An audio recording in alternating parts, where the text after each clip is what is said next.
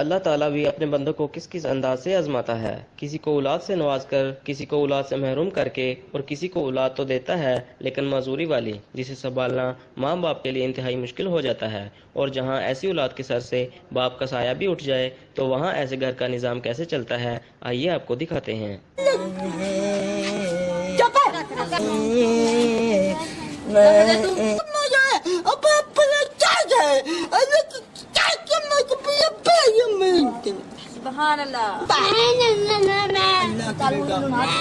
یہ کہانی ہے جلال پور بٹیاں کے نواحی گاؤں نواں شہر کے مرحوم محمد ارشاد کے گھر کی، جہاں 20 سالہ آصف، 18 سالہ مجاہد، 16 سالہ آصفہ اور 14 سالہ معافیہ مزوری کی زندگی گزار رہے ہیں۔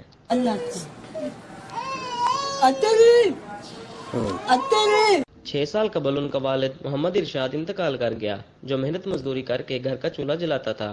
اب بیوہ نسیم اختر لوگوں کے گھروں میں کام کاج کر کے اپنے معذور بچوں کے لیے کھانے پینے کا انتظام کرتی ہے۔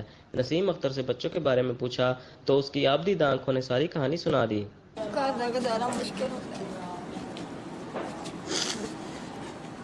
یہ دو بچیاں، دو بچے ساری بھن دے مجذوب نے اور بڑا مشکل گزارا ہوندا ہے انہاں دا، اور اللہ ہی انہاں دا وارث ہے۔ تو میری حکومت پاکستان، حکومت پنجاب اگے درخواست ہے کہ انہاں دی بھرپور امداد کیتی جاوے تاکہ یہ بھی جس طرح دوسرے بچے اپنی زندگی بسر کر رہے ہیں یہ بھی بسر کرن۔ تے علاج واسطے تے کی انہاں دے کول کھان پین واسطے بھی اتنا پیسہ نہیں کہ یہ اپنا پیٹ بھر کے کھانا کھان۔ 20 سالہ آصف اور 18 سالہ مجاہد نے اشاروں کی زبان اپنے پڑھنے لکھنے کا شوق بھی ظاہر کیا۔ بیوہ ماں نسیم اختر اور گاؤں کے افراد نے وزیر اعلیٰ پنجاب اور وزیر اعظم پاکستان سے مدد کی اپیل کی ہے۔